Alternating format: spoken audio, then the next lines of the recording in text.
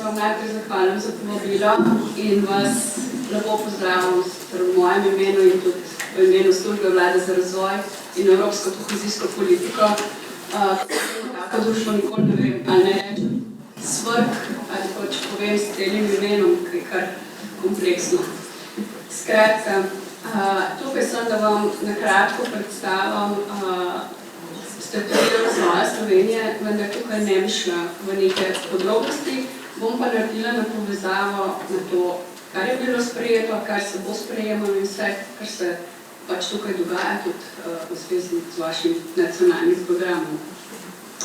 In sicer znano, da je v letu 2017 vlada sprejela strategijo z veljavnostjo do leta 2030. Predstavlja nek dolgoročni krovni razvojni okvir, kateremu pri svoji pripravi ter izvajanju sledijo ostali strateški in programski dokumenti. Osrednji cilj strategije je tako zelo všečen. Koliko bo pa dosegljiv, bomo pa videli kakovostno življenje za vse. Bomo dosegli ali ga pa nekateri že živimo. Le tega bomo lahko uresničevali preko uravnoteženega gospodarskega, družbenega in okoljskega razvoja, kar tudi opredeljuje 5 strateških usmeritev strategije, te vam bom pa sedaj navedla: vključujoča, zdrava, varna in odgovorna družba, učenje za in skozi vse življenje, visoko produktivno gospodarstvo, ki ustvarja dodano vrednost za vse, ohranjanje zdravo naravno okolje ter visoka stopnja sodelovanja, usposabljanja, usposobljenosti in učinkovitosti upravljanja.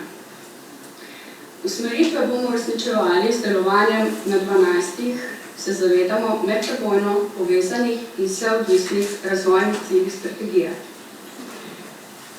V okviru posameznega razvojnega cilja se prepletajo vsebine različnih politik, ki so v pristojnosti različnih resorjev. Zato je za uspešno izvajanje same strategije potrebno okrepiti medsebojno in medsektorsko in tudi na različnih ravneh sodelovanje in povezovanje. To smo danes že večkrat slišali, slišali tudi na drugih dogodkih in tu nekaj vsak dan. Tako da se zavedamo tega, kako pomembno je.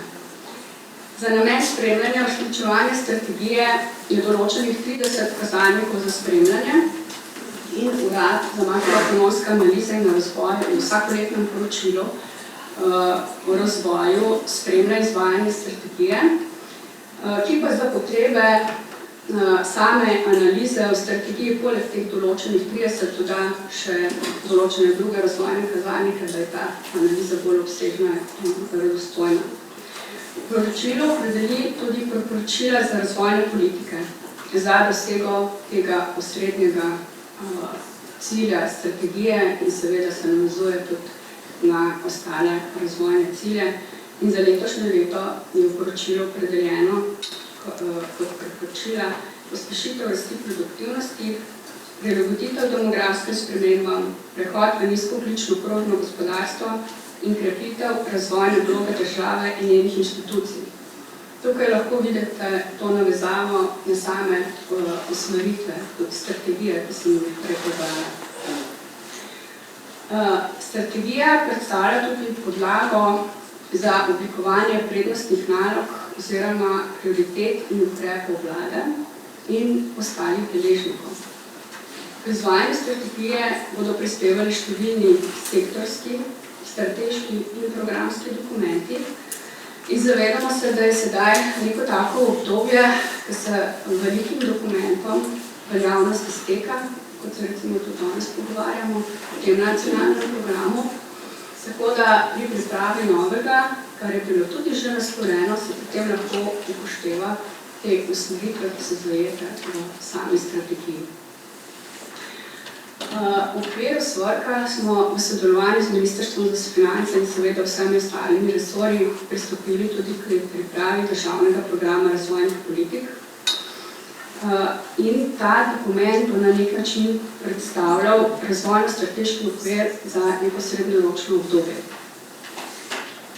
in bo vključeval prioritete vlade, politike, ukrepe in vire sredstev do ravni podprograma v državnem proračunu.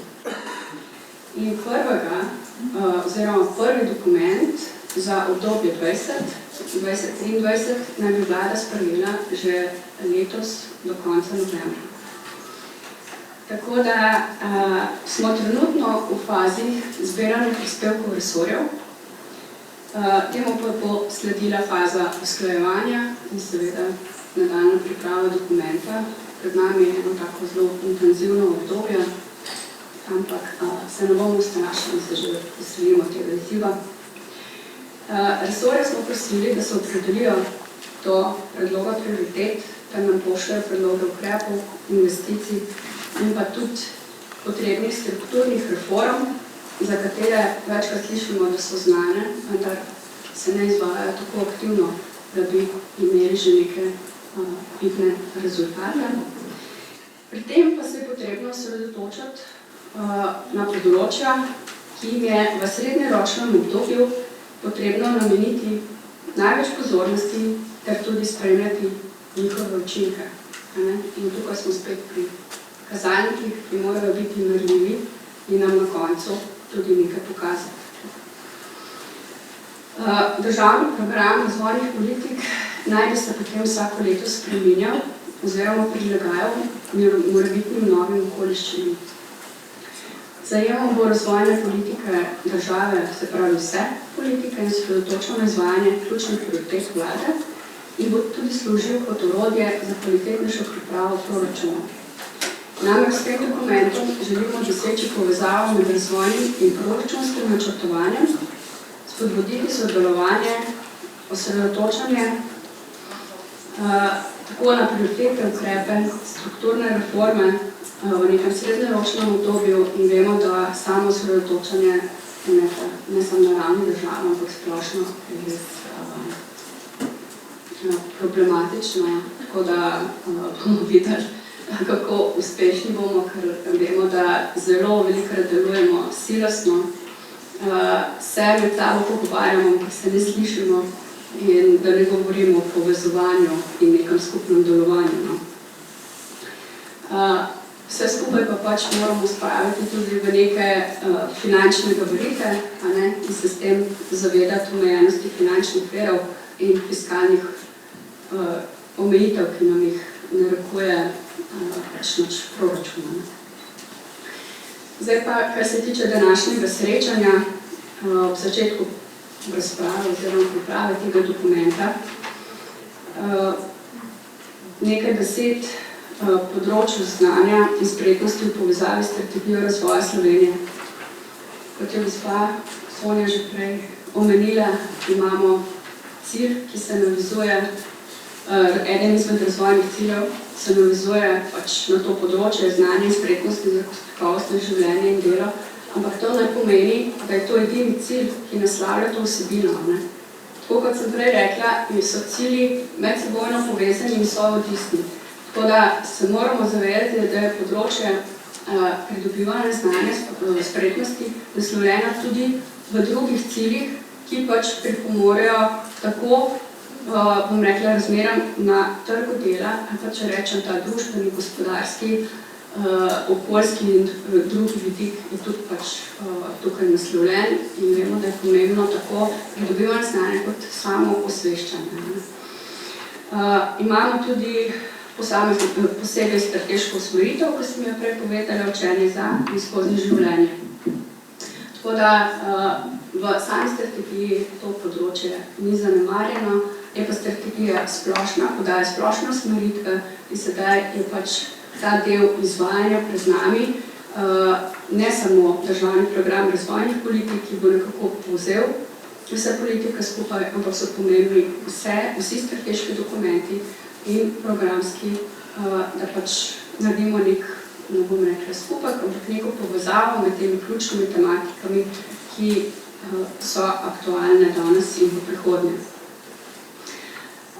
Imamo tudi kazalnik v strategiji, ki je bil tudi že omenjen, vključeno vse življenjsko učenje, pač v obdobju teh 25-64 let.